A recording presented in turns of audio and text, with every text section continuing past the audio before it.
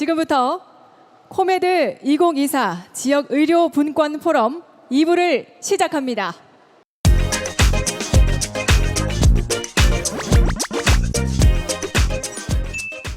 네, 대한민국 최초로 의료 분권을 이야기합니다. 코메드 2024 지역 의료 분권 포럼 2부의 막을 올려보도록 하겠습니다. 이동형 대한재택의료학회 총무이사 5분의 무대 위로 모시겠습니다.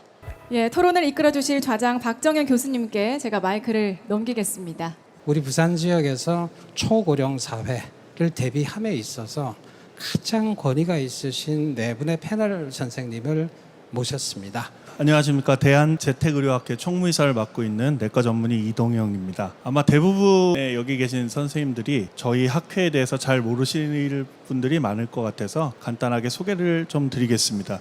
아마 PPT를 저만 갖고 온 것 같아서요. 잠깐 띄워주시면, 저희 대한재택의료학회는 사실 생긴 지 얼마 되지 않은 학회입니다. 정확히 말씀드리면 작년 2023년 2월 달에 저희가 발기인총회를 하고 23년 4월 2일에 처음으로 이제 런칭 심포지움을 가진 아주 신생 학회입니다.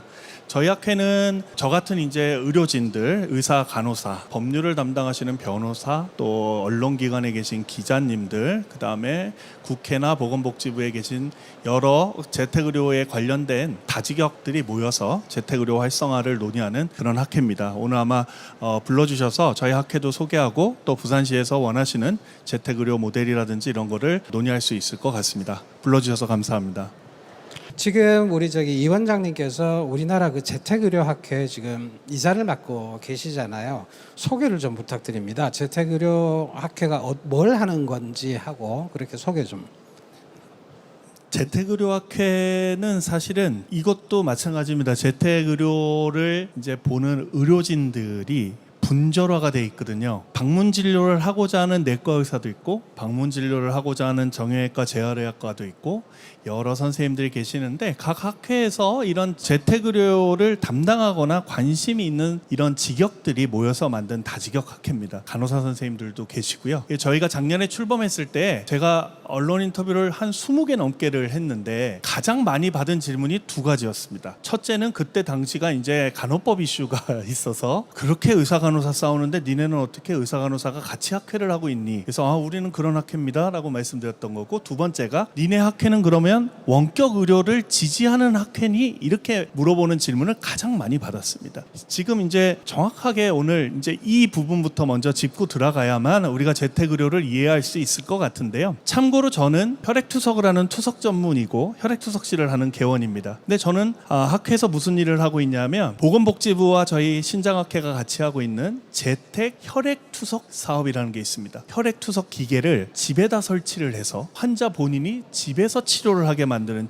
사업인데, 굉장히 생소하시겠지만 미국, 일본, 뉴질랜드 이런 데서 이미 실행이 되고 있습니다. 그래서 저처럼 재택의료를 하고자 하는 사람들이 모여서 만든 어떤 상위단체의 개념으로 저희 재택의료학회를 이해해 주시면 좋을 것 같고요. 재택의료는 이런 겁니다. 쉽게 말씀드려서 지금 왕진, 저희 80년대에 선생님들이 자전거 타고 왕진 가방 들고 가셨던 거는 일회성 이벤트인 거죠. 지속성이 없습니다. 필요할 때 가는 거죠. 재택의료 중에 한 축을 담당하는 방문 진료가 지금 현재로서는 가장 큰 축인데, 방문 진료라는 것은 의사가 이 환자에 대해서, 의료진이 이 환자에 대해서 어떤 치료 계획을 세우고 정기적으로 방문하는 걸 의미합니다. 그래서 지금 현재 재택의료 시범 사업들이 다 이렇게 이루어지고 있습니다. 한 달에 8회, 12회 이런 식으로 세션을 정해서 방문을 하고요. 또 언제는 의사가 가고 언제는 의사 간호사가 같이 가고 뭐 이런 식으로 해서 정확한 계획을 세워서 진료, 치료, 처방을 하는 거를 재택의료 중에 방문진료라고 보시면 될 것 같고요. 재택의료는 그러면 도대체 뭐냐, 이렇게 어떤 총괄적인 개념을 말씀드린다 그러면 지금 현재 가장 잘 되고 있는 것은 일본이기 때문에 일본의 예를 들어보자 그러면 단 한 가지죠. 의료를, 진료라는 이 서비스를 집뿐만 아니라 어떤 개호, 노인, 보건시설, 집에 있는 진료소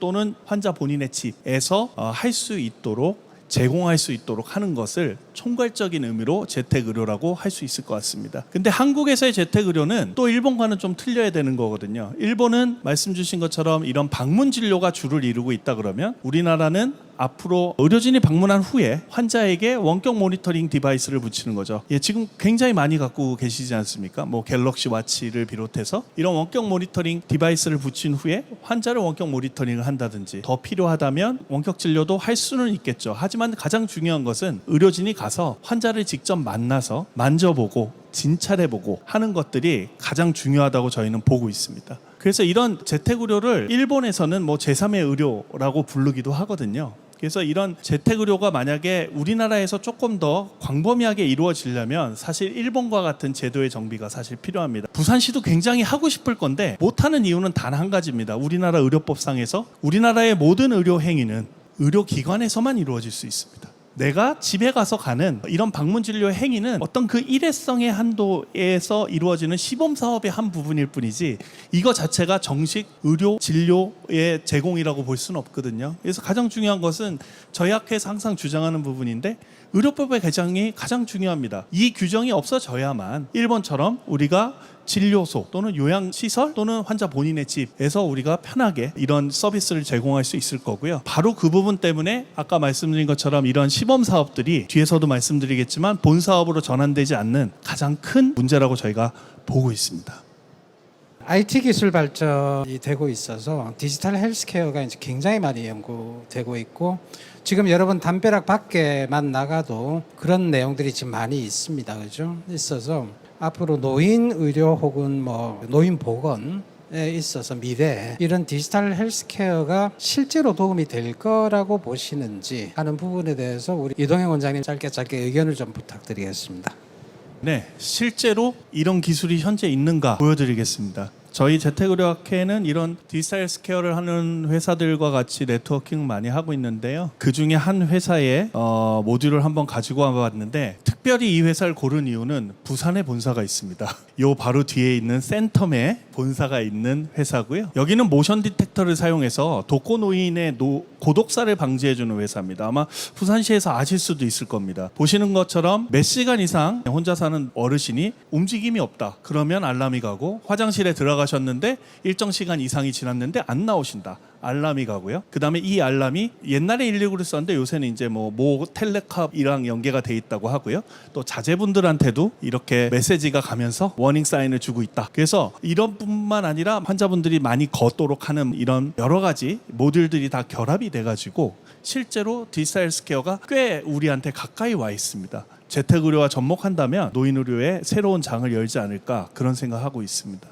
지방의료분권에 대해서 하는 포럼이기 때문에 이 지방의료분권을 위해서 앞으로 부산시도 좋고 부산시 내 의료인들도 좋고 복지를 하시는 분들도 좋고 어쨌든 여기에 관계되는 이 소사이어티들이 앞으로 어떻게 좀 하면 좋겠느냐를 짧게 말씀을 좀 부탁을 드리겠습니다. 지역분권 부산이 왜 제일 처음에 할 수가 없느냐, 또 다른 지역에서 왜 부산을 찾아오게 못할 것 같으냐, 저도 마찬가지 생각이거든요. 이미 서울 경기 지역에는 방문 진료만을 전담하는 의원들이 꽤 많이 생겼습니다. 대부분의 여러분들 여기서 모르시겠지만 부산에도 이미 2군데가 있습니다. 금정구에 한 군데, 남구에 한 군데. 네, 이미 변화의 바람이 시작이 됐거든요. 부산의 노인 인구들이 전국에서 가장 많다는 것은 오히려 저희들한테는 큰 기회일 수 있습니다. 그래서 여기 부산시 관계자분들 또 지역 정부뿐만 아니라 의료계들도 마찬가지겠지만 지금 변화의 트렌드에 맞춰서 재택의료를 비롯한 이런 새로운 의료 시스템들을 부산이 선도적으로 적용하는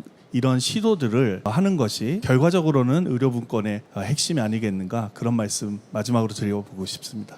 감사합니다. 여러분들에게 이런 희망의 메시지를 드리면서 오늘 좌장으로서의 제 역할은 마치겠습니다. 네 분 선생님 감사드리고요. KNN도 감사드리고 마이크 넘겨드리겠습니다.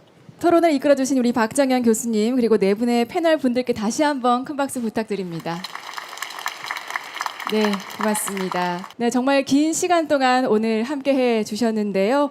KNN이 주최한 코메드 2024 지역의료 분권 포럼은 여기서 모두 마치겠습니다. 함께해 주신 여러분 고맙습니다.